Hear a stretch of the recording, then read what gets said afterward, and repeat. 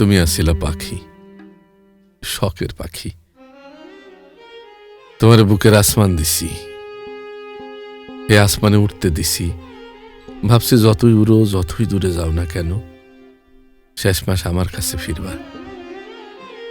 আমারে ঠিকই খুঁজা নিবা পরিচিত ঘিরানে। অথচ উঠতে উঠতে তুমি কই যে হারাইলা, আর ফিরলা না।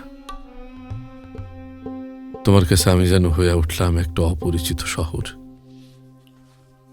যে শহরে আমারে দেখতে আসে না মাইনষের মতো লাগে, যে মাইনষের লাগে তোমার দরদ নাই, যে মানুষের কাছে তোমার কোনো প্রয়োজন নাই, যে মানুষ তোমার কেউ না, কিচ্ছু না।